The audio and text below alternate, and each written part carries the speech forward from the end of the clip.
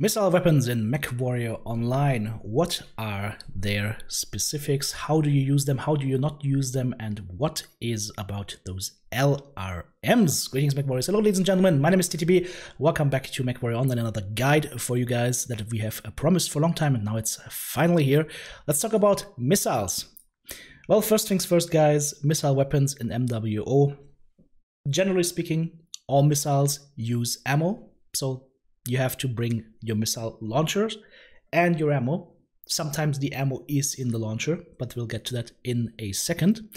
Unlike energy, of course, which only generates a lot of heat, missile weapons generate, on average speaking, less heat than energy weapons would do. But of course, you pay for that by bringing some ammo. Missiles have a couple of unique characteristics. Number one, you've got the travel time between you to the target. Some missiles are guided, some missiles are unguided. Max range is optimal range in most cases. So if you say, for example, you have a missile weapon that has a optimal range or max range of 1000 meters, at 1001 meters, that missile is simply going to explode, not going to fly any further. So there's no damage drop-off, so to speak. For example, energy weapons, if you have a large laser that reaches 450 meters, it will still do damage up to 900 meters. With missile weapons, if that was a 450 max range, that's it. That's where the missile stops. SRMs, for example, short-range missiles will stop at about 270 meters, and then they just disappear. So keep that in mind. Now, there are a lot of weapons available for missile weapons. You've got your SRMs, which are your short-range missiles. These are dumbfire missiles. They deploy instantly. You've got your Streak SRMs, which are guided short-range missiles. You've got your MRMs on the inner sphere side, which are basically just big missile launchers. You've also got the ability to put in rocket launchers, which are one-time weapons. You just shoot them once, they bring their own ammo. You've got NARC beacons, of course. And on the clan side, of course, you have the ATMs, which is the Advanced Tactical Missile, I believe, which has some specifics that we'll go over later. And then, of course, the all-loved LRMs, the long-range missiles. That's the stuff that keeps raining on your head. Okie dokie. So, let's just go ahead, jump into the testing grounds, and I'm going to show you guys how these missiles look like in the game. And then let's talk about the inner sphere side, let's talk about the clan side, and then we'll talk about what supports missiles and how to counter missiles. Now, this mech right now is not built to be used in the game. It is just built for one thing and one thing only, and that is to showcase different kinds of weapons. So, right here we have a tag laser. Target acquired. That would help you with locking your targets. We'll get into more details later on. And let's show a couple of missiles, shall we? So, let's show first the SRM-6. SRM-6, again, short-range missile, 299 meters range right now. If I shoot this at this cataphract mech at 350 meters, nothing happens, because the missiles explode before they reach the target. Right? So, max range there. Other option would be Streak SRM-6. Like SRMs, same thing, but just guided, so if I shoot this, it will just automatically home in on the target. But, of course, it's not in range right now. Whereas if we get to like 280, this would be in range right now with the skills that we have. And we get a red target reticle, red target indicator, so we're hitting this. Okay. Artillery strike. Now, these are Streaks. As you can see, they deploy instantly.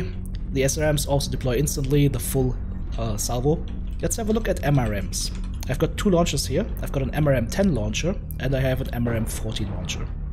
The MRMs have a long range. These can reach up to 610 meters in this case, so we can easily hit this target. Look at what happens in terms of the salvo size, though. This is going to be the MRM-10, and then I'm going to shoot the MRM-40. This is the MRM-10.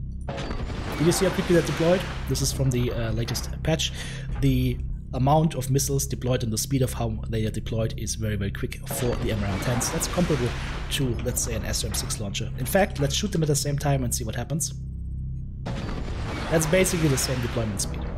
Now look at the MRM-40 for contrast. Once again, here is the MRM-10, here is the MRM-40. As you can see, 4 times as many missiles, there's a longer time to deploy those. So keep that in mind. For the MRM-40s, you need to be on target a little bit longer. Then we have the rocket launcher. This is a one-time fire weapon.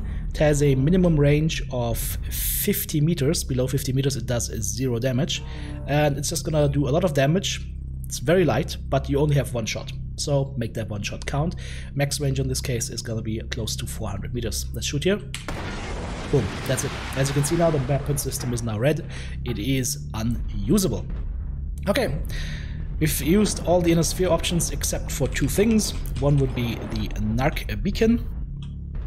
That's also called free Wi-Fi. Boom, it hit. As you can see, now the target has this little Wi-Fi icon up top. That means it is marked, everybody can see it, and it's going to assist with missiles homing in on the target. And speaking about missiles, let's bring the LRM launcher to bear.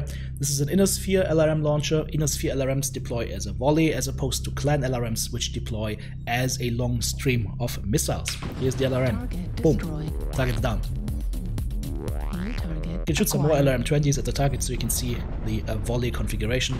Once again, big volley hitting the target as opposed to a stream. So that's a quick rundown on the inner sphere missiles, how they look in game. Let's have a look at the stats real quick so you can understand at least what kind of range brackets you can expect these weapons to be used in. By the way, also, if you look at the weapon systems right here, there is a specific number of tubes available for each hardpoint. And so it's a difference whether you have a lot of tubes available or just a couple of tubes available, because you have to force all the missiles through that one set of tubes, right? So that's one of the reasons why the MRM-10 deploys faster than the MRM-40. Okay, so range brackets. SRMs, generally speaking, around 300 meters. With skills, you can heavily quirk them or you can heavily skill them to get a little bit more range, up to like maybe 330 or so on the inner sphere side. But generally speaking, around 300 meters is the danger zone against SRMs and streak SRMs. A rocket launcher danger zone is between 50 meters to about 400. And then LRM danger zone is, well, let's talk about that. All the weapons that I showed you guys do not have a minimum range except the rocket launcher and the LRMs on the inner sphere side. Rocket launcher 20, we said minimum range, and you can always just check that by hovering over the weapon, is 50. On the LRM 20, minimum range in a sphere is 180 meters. Below 180 meters, this weapon will do 0 damage. So it's pointless to shoot below 180 meters, as opposed to the clan variant, which will do reduced damage in that range bracket. But in a sphere, if you're below 180, do not bother with your LRMs. Oh, and of course, LRMs will reach the target up to, well, with skills, about 1,000 meters if you can get and maintain a lock. Alright, so much about the inner sphere weapon systems. Let's look at the clan side of things and let's have a look at how these look over there. Alright guys, now we're here in a clan mech. Now the clans only have access to 4 different kinds of missiles. The first thing we've already showcased, that is the SRMs. These are basically similar to inner sphere variants, so nothing crazy going on there. This is an SRM-6 launcher, just shooting at the target below 300 meters. Here is the Streak SRM-6 on the clan side.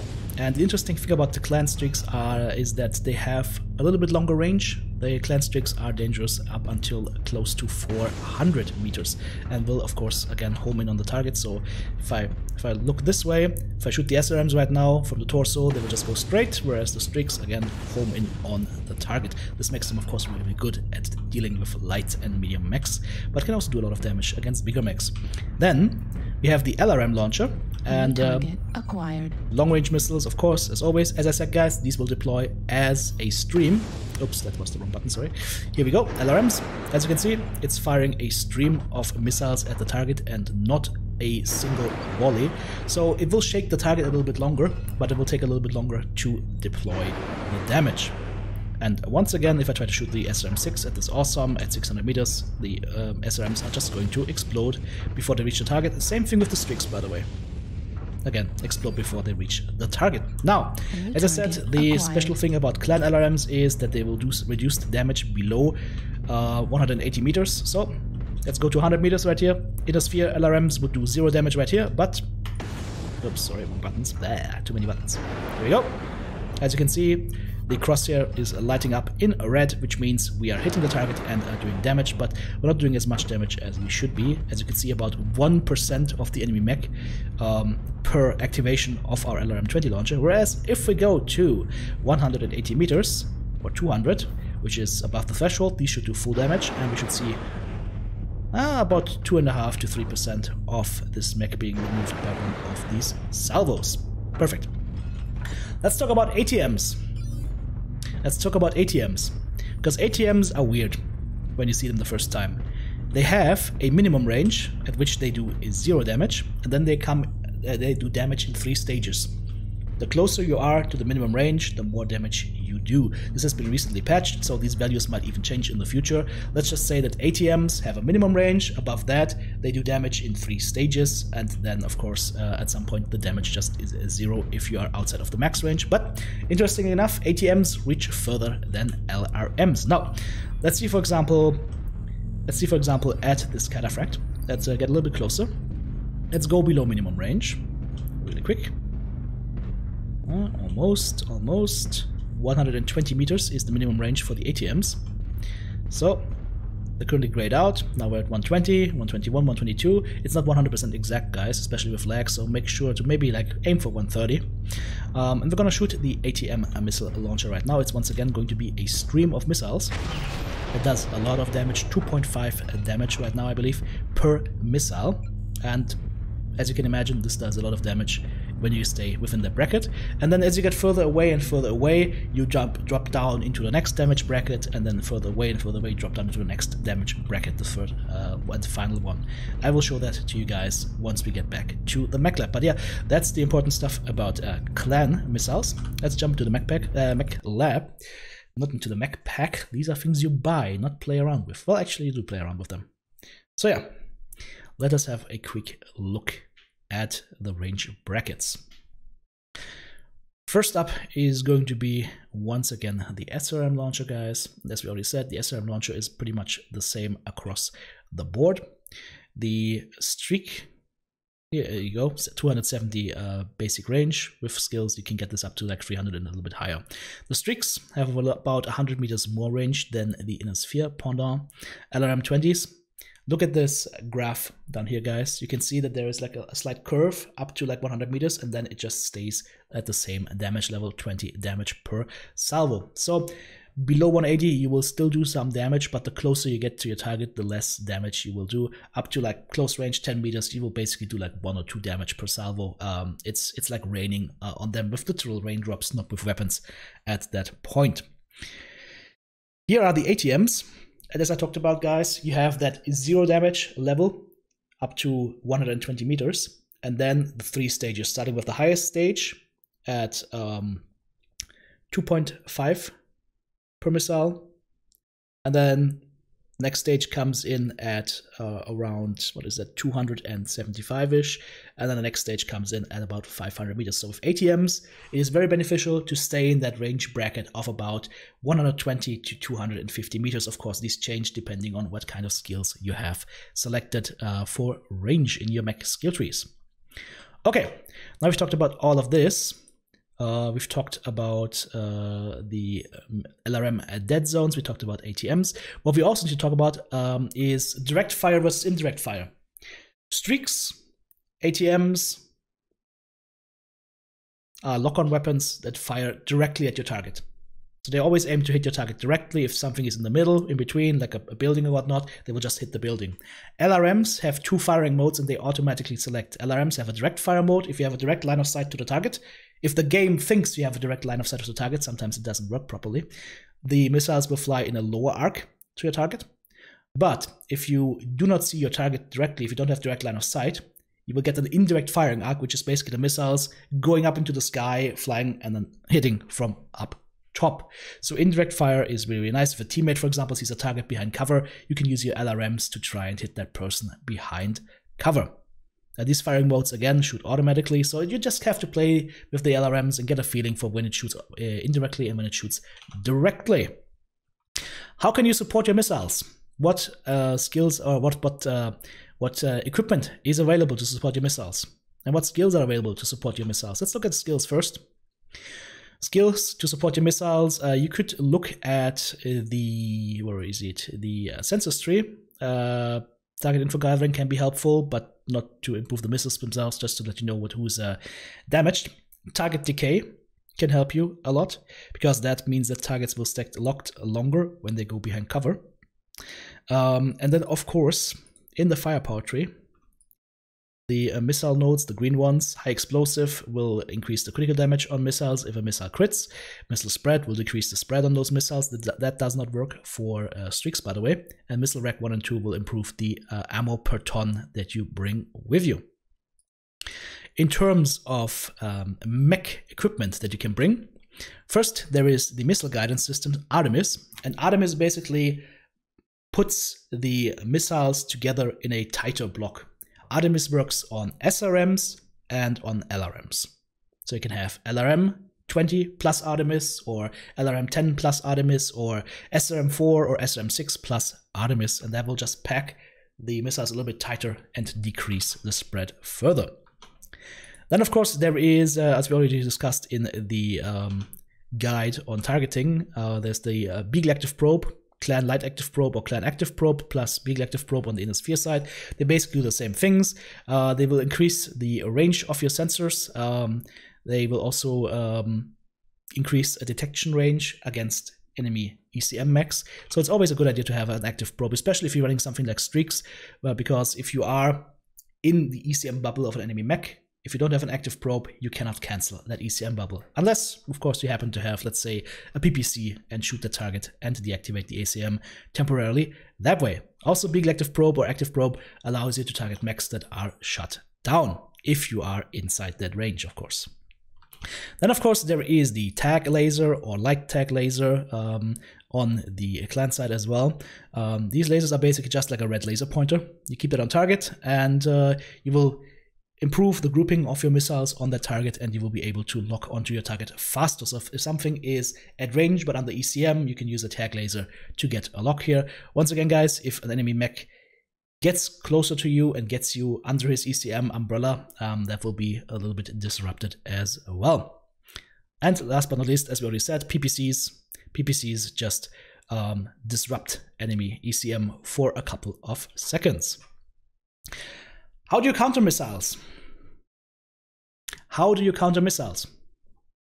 Well, strictly speaking, there is the anti-missile system, both in the laser version as in ammo using version. So AMS and laser AMS. AMS uses ammo, laser AMS does not use ammo, and they're basically projecting a dome around you. In that dome, a certain portion of enemy missiles will be destroyed. You can amplify that in the survival tree with AMS Overload 1 and 2 to deal out more damage against enemy missiles and destroy more of the enemy missiles subsequently. Well, what's the other counter to it? Well, against missiles that are locked onto target, that follow the target, ECM or stealth is a hard counter, unless of course then countered again by tag or PPC. Radar deprivation in the skill tree is a potential counter that basically decreases the time that you remain targeted after your breaking line of sight. So you're looking at something, you see somebody is about to shoot missiles at you, you go back to cover, but the lock will still stay for a period of time. With radar deprivation, you can get that down by a lot, and that allows you to maybe not get hit by that LRM volley that was just launched at you. And then, of course, two hard counters against missiles. A, having cover between you and the person shooting the missiles. And the hard counter, super hard counter against ATMs and LRMs. Get in close and personal. If you can get into close range against an ATM or LRM boat, they are dead. Okie dokie. Let's talk a little bit about missile synergies.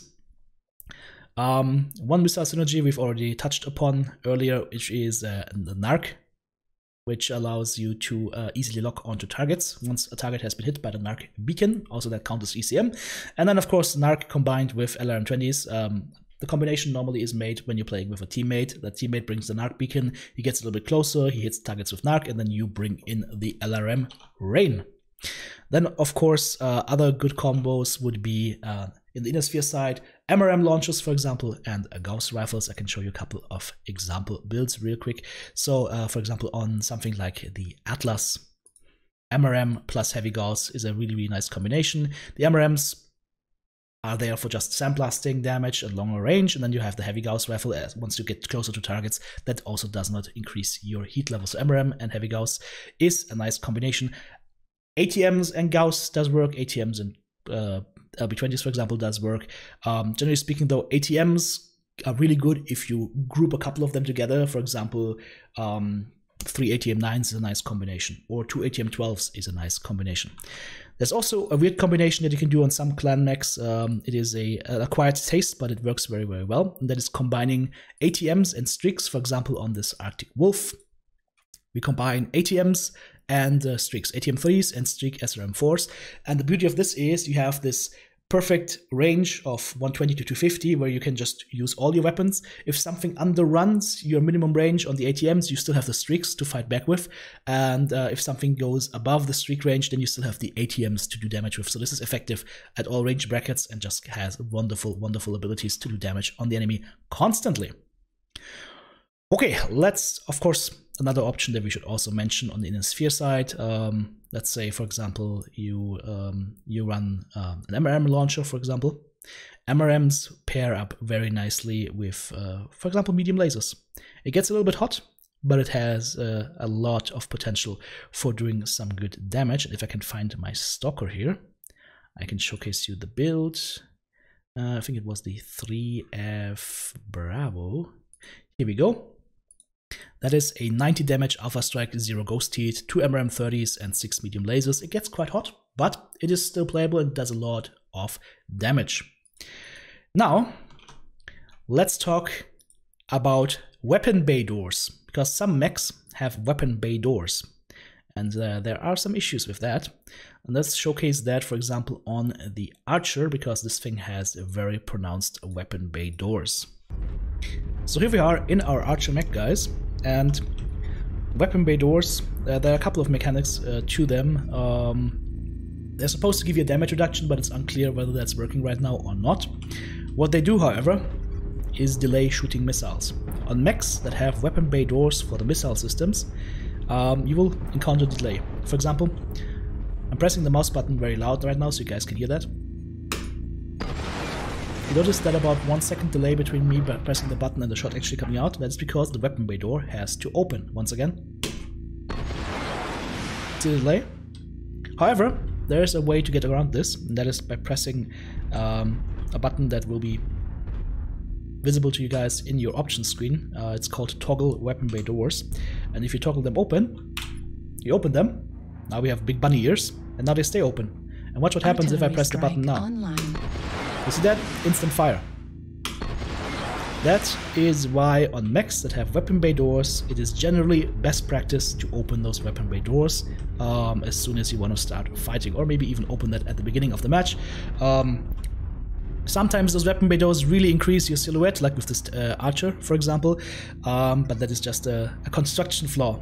Generally, I would say definitely not German engineered this thing, because I mean, why would you have these big bunny ears? Right?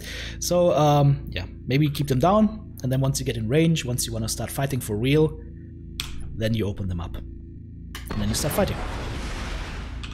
Okay, how do you see whether your weapon doors are open or not? Well, F3 to get the external view. That can help you with some mechs, like for example the Arch or the Catapult. But what about if it's like a center torso or what mount and you can't really see it? Well, in every cockpit, somewhere in this cockpit, there is a little light.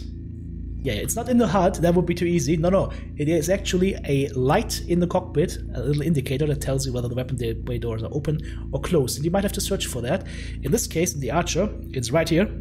This little red light tells you weapon bay doors are closed. And once I press the toggle button, it should turn to green. Now the weapon bay doors are open. And if I toggle again, now they're closed. This is where you can find the button on the Archer. On other mechs, they are at different spots. Is that a good solution? Nope, it's not. It should be part of the heads-up display, but it is a nice homage to the BattleTech origins and all the little doodads and stuff that is in the cockpit. Alright guys, as a final point, let's talk about boating and Ghost Heat. Let's maybe start with Ghost Heat first. Ghost Heat, of course, happens with missile launchers as well.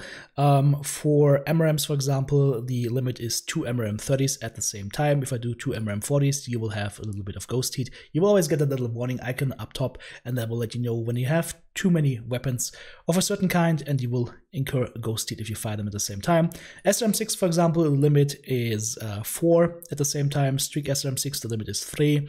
LRM20s, the limit is 2. This is just stuff that you get to know once you play the game. Just keep a look at this little loadout error icon and then click on it to see what is going on. Let's talk about boating, because that is an important point. Missiles like to have companions. You don't generally just bring one LRM20 launcher, or you don't bring one tiny ATM launcher or one SRM6 if you can avoid it, because you need volume of fire. Especially to get through things like AMS, you need volume of fire. So, let's say, for example, you want to build an LRM boat. Whether you are a heinous person or just somebody who likes to torture people, let's say you want to build an LRM boat. One good example would be the Warhammer 2C-2. Let's show you guys an LRM boat.